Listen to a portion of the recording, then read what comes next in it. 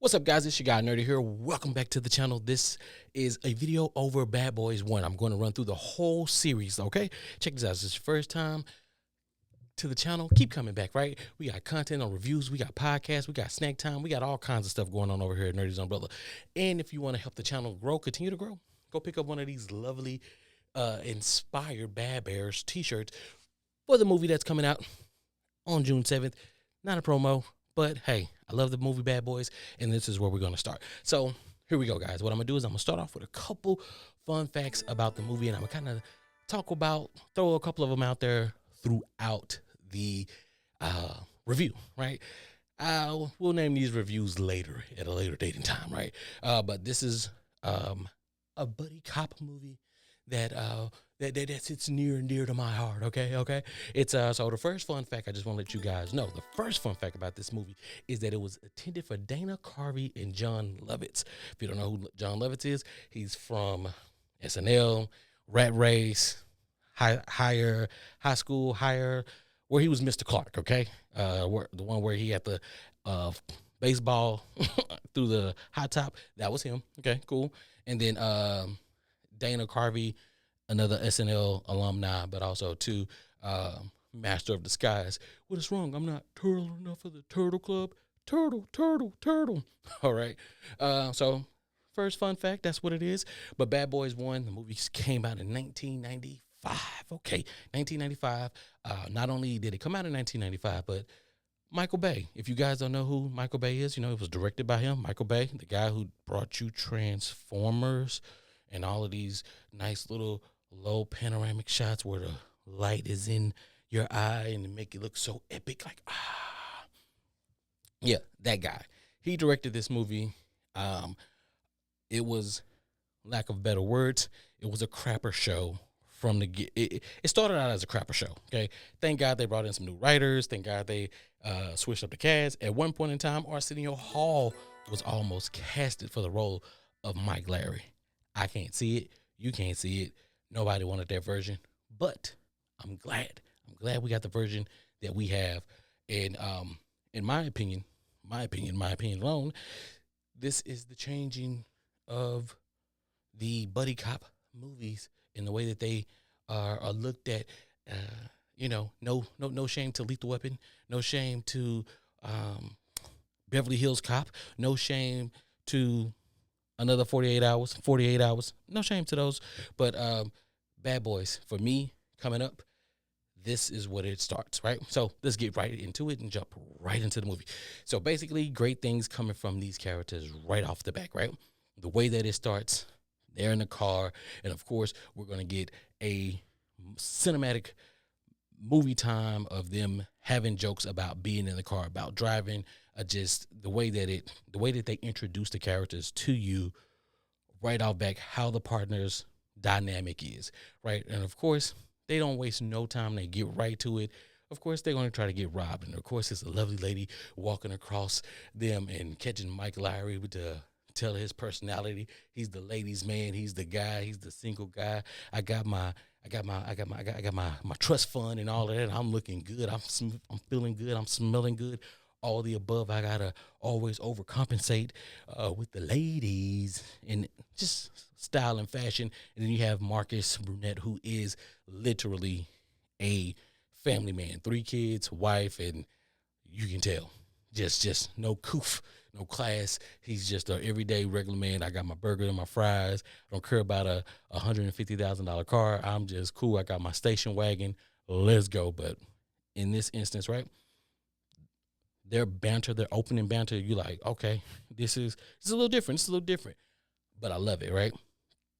They try to come in, and the guys try to rob them. But the fact that the two police partners are going at each other, and then it confuses the robbers, and then they end up detaining the robbers. Boom. Perfect way to start the movie. It's like, oh, okay, we in for a ride, because if this is what we're going to get, this is amazing. This is going to be better than anything that you can imagine just right off the bat. Thank you for whoever rewrote this. Thank you, Michael Bay, for allowing them to go off the script, because these are 2 comedians, guys. Remember, these 2, Martin Lawrence and Will Smith, were 2 top comedians in the early 90s, right? So remember, once again, this movie came out in 95, right? Boom, they waste no time jumping into what the plot is in this movie, how it's going down. Start off with a great heist, right? Off the back. Hey, you got the guy who thinks he's a police officer. Boom. Hey, decoy. You said I'm the decoy, right? Boom, bam, he's gone. You call in the cops. The cops are gonna think that they got a one of theirs is down. So everybody's rushing to that while all hands are on deck to trying to find out what's going on over there. Make a lot of noise over here. Come and do a little something over here, and that's what we got, right? Perfect. And then of course you got to have one screw up in there who's going to try to take a little bit off the top because everybody else is back there doing their thing and I'm the driver. Nobody's going to pay attention. Nobody's going to know that the coke is missing. Nobody knows exactly how much coke in there. Of course somebody does. It's the big guy. The big guy knows that the coke is missing. So you get that scene. Voila. Boom. It's amazing. Let's just get it. So we already got the introduction to the two main characters, which was lovely. Got your jaw drop like, oh, okay, I'm ready. Got my popcorn ready. Got my big gulp ready because that's what it was back then, the big gulps. That's what we did. And we already got the scene. We got the heist. We see what the guys look like. Classic criminals, right? Frenchie. Okay, Frenchie, if you don't know, Frenchie was the main villain in this one. He was the main villain in Money Talks. I'll do a review on that at a later date and time as well, too. But he fit that mold of just the guy. Like, you see him, he's a villain. Didn't even have to speak, didn't even have to say anything. He was a villain, right? His goons that he had screamed villain. Some people walk around, they just look like a villain for no apparent reason. And this guy was that. So, moving on, right? Then they bring you in, they introduce you to, they take a little bit deeper, bring you into some of the supporting characters, right? One of the big supporting characters in this is the captain. How crucial the captain is, the way that his manager style with his detectives and him trying to be with his over anxiety, right? There's over anxiety. I don't give a shit how you do it. Just get it done. I don't care. Get it done. Get it done. Yeah, we got you. Not a freaking problem. Get it. But like he was drinking Pepto-Bismol just to keep his acid indigested down or whatever the case may be. But it's good, right? So we're flowing. We're flowing at this time. And then, so of course, what they do, bring us back to the main characters because they got to give the characters a little bit more depth. They character build in this movie so well that it didn't feel like it was forced down your throat. They introduce you to Marcus, waking up the next morning, and voila, here we go. Wife, kids. Oh, he's having some issues in the bedroom, and then he's like, oh, well, that's married life. And he's kind of like settled into his life, not the big lavish life that you would think. I mean, he's a detective, for God's sake. I mean, what do we expect him to be running around living in $1 million houses? No, of course not. Not especially with 3 kids and a wife. We know that's not happening. But anywho, we move on to that. Uncle Mike comes in. They have their deal. And listen, the captain called Mike at Marcus's house. I don't know if anybody remembered that. I don't know if anybody saw that. But Mike, the captain called Mike at Marcus's house because they're partners, and that's where they, I guess this is how they roll. That's how they get down. That's it. That's all, right? So of course, now you got to go down and you got to see what's going on. This is everything that is banged up, all the above, or whatever the case may be. And now it's time for the investigation. We get to the police station. We see that they broke in. We see that they stole the drugs. And of course, the plot thickens because, hey, we know, hey, it's probably going to be some fly boys, it's going to be this. So now let's do this investigation. Marcus and Mike, they're on the job. Mike being who he is in the community that he's in. And when I say community, I just mean, lover boy scene, right? Escorts and all of that good old stuff. That's him. That's where he was at, and that's what he did. So he knew a person or 2 or 3 or 4, and one just so happened to be his good friend. He busted her out of jail allegedly. We don't know, but of course we don't know if he uses her services. But one day, of course, I'm pretty sure she wanted something to happen. What it is, we don't know. But he reaches out to her. Of course, go find the Playboy guy with the money. And if that was the case, then that's what they got. That's what they got. All right. So, what's up, guys? It's your guy, Nerdy here. And just telling you, hey, if you want to help support the channel or grow, go pick up one of our lovely Bad Birds inspired merch shirts. You can go get that at nerdyg.shop at fourthwall.com. Link is in the description. Listen, this bad boy, this bad bear right here looks pretty darn good. Okay, be sure to go pick it up, like, subscribe, share, do all those good things. All right, so now, of course, we still got this going, right? And then we got Ruiz and Sanchez. Ruiz and Sanchez, another detective. They got their play for bounty, going back and forth, of course. Little stereotypical jokes, however you want to see. That's how they roll. That's how they play. Establish them. They become important later on in the movie. Not so much important, but they do continue to have their little back and forth, which kind of works, right? Of course, we move on. So now things happen. We got the investigation. We go through what happens. We find the mole. We find the guy who's causing a lot of noise for the bad guys. The bad guys don't want to be caught whatsoever. Okay, they don't want to be caught whatsoever. So what they're gonna do? They're gonna tap all kinds of loose ends. What they do? The guy who did the contract killed him. What they do? The guy who stole the coke, they're about to kill him. But unfortunately, Max's friend, Mike Larry's friend, Maxine, goes to this Al Capone room with her friend, who is Julie. They go. Julie goes to the bathroom. Long story less long. Boom. Bad guy Frenchie kills Maxine, kills the guy who stole his coke. Julie sees it. One of the goons realizes she's there. Boom. She hightails it out of there. She got to go because guess what? She trying to live. And of course, the only person that she know to call, who you gonna call? Mike Larry. She gonna call Mike Larry. Who she gonna call? Mike Larry. So that's what she do. She called Mike Larry, which is cool. I mean, because that's who you know. That's all you know. He's a cop. And then of course, she knows that it was a cop who was the one who set him up. So of course, she already got distrust there. Great job at setting it up. Levels, people. Levels when it comes to these movie reviews. The depth that these folks go to make sure that we, the consumer, make sure that we have a great understanding of what it is and that this can be realistic. And Lord, did they not deliver with this? In that they did. They delivered the best way possible, if you ask me. They delivered. So, all right. So now we get that, and then so Julie makes her get away.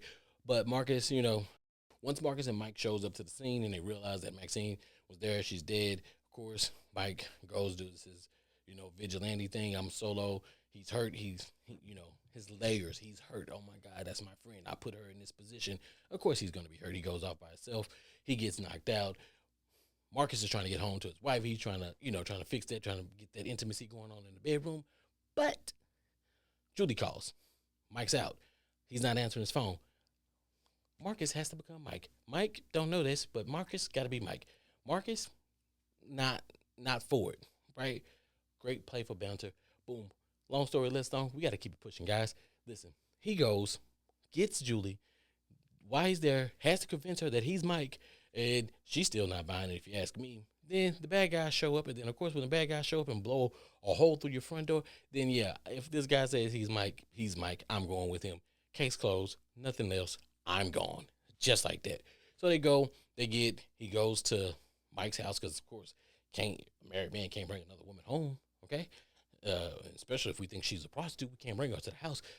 No. So what we do, he goes, tells the doorman, nice touch, whether y'all don't think it's important or not, but I think the interaction with the doorman, with the little parts that they had in the movie, little comedic relief, perfect. Not gonna knock them for that. Love it, right? Goes. Next morning, Mike comes. Voila, we got Mike. Mike's here. Blah, blah, blah, blah, blah. Okay? Mike don't know what's going on. Tells him, go meet the captain. Captain anxiety through the roof. He's shooting hoops and making all the baskets. But we all know. We all know the truth on that.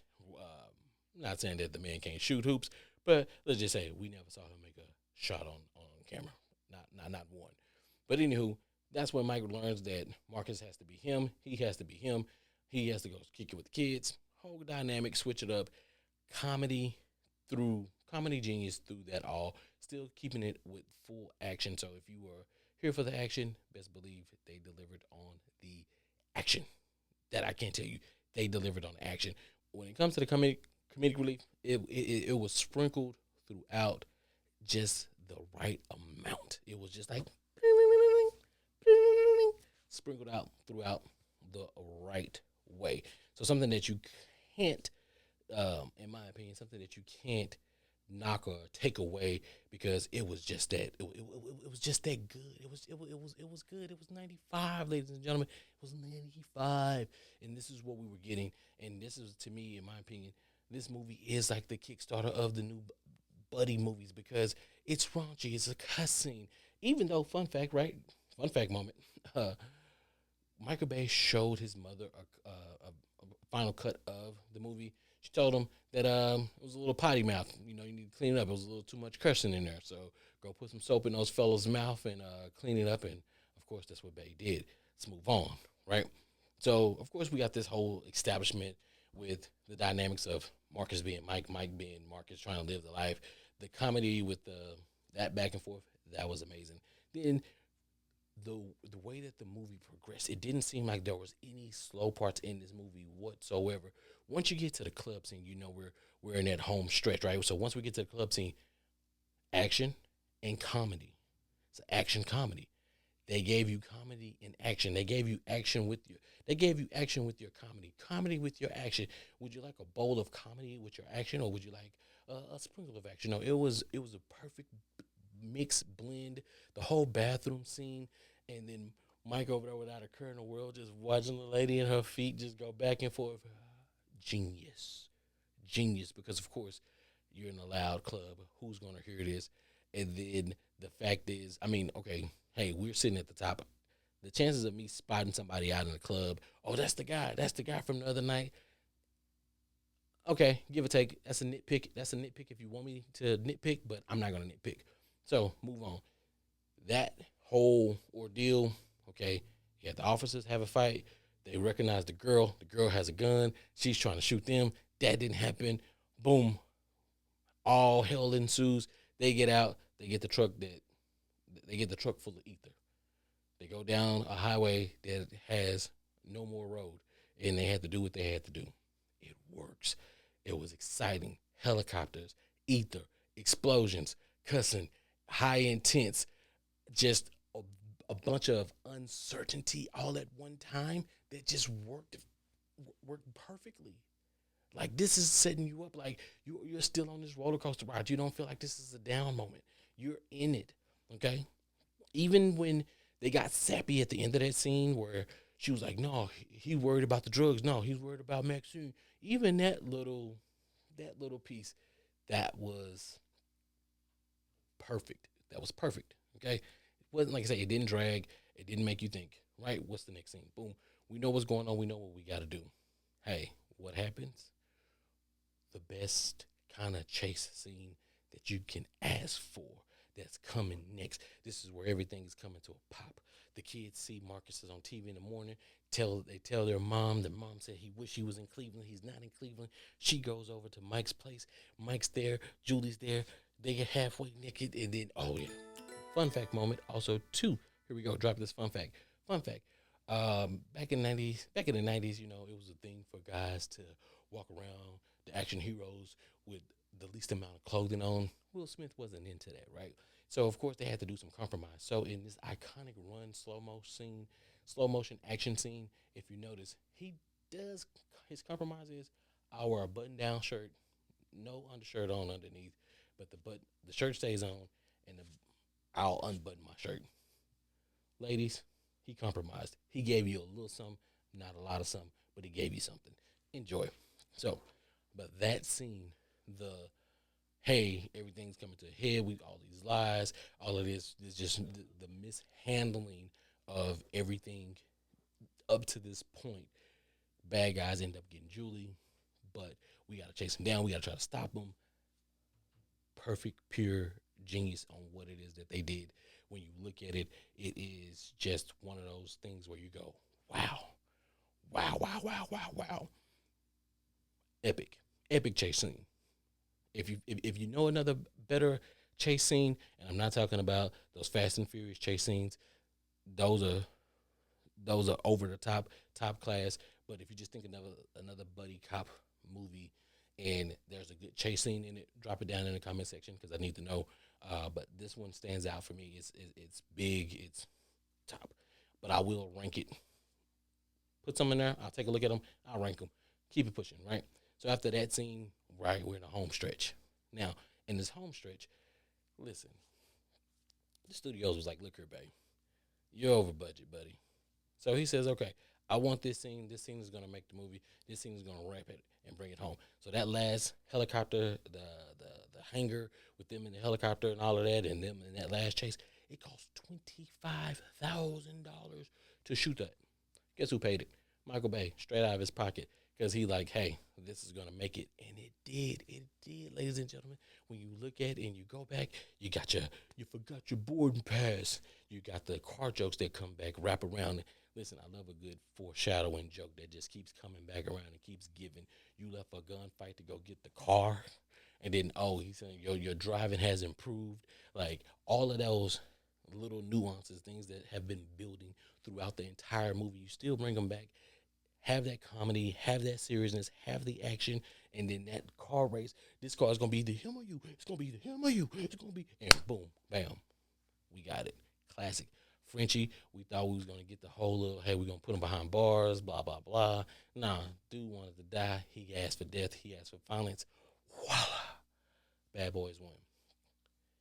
I understand why they didn't want to shoot another part two right away. Ladies and gentlemen, this Bad Boys 1 was it was the turning of the buddy movies where we can be a little raunchy, where we can be comedy, where we can blend the action and write a good story, even if we had to let the actors freestyle on some of this stuff and then we tweak it just a tad bit. There were some other things in here in the movie that I didn't really want to kind of discuss in here, but you know, um, the way that the movie came out, it was a hit. It was a smash. It was a smash. Started a nice, wonderful franchise. Did we know it back then in '95 that it was going to be a nice little franchise? No, we didn't. But what they do, it produced two more movies, actually three, and one spinoff. We're not going to talk about the spinoff, but there are three movies, and then we're on Bad Boys 4. It's coming out in a couple weeks. But until then, listen, this has been your guy, Nerdy, reviewing Bad Boys 1. Stay tuned next week. Bad Boys 2 review will show up and upload to the channel. Make sure you like, subscribe, share, and do all that good stuff. And be sure to support the channel by go over to nerdyg.shop at fourthwall.com. I'll put the links in the description and go get you some of this good old nice merchandise. Until next time, ladies and gentlemen, I'm out.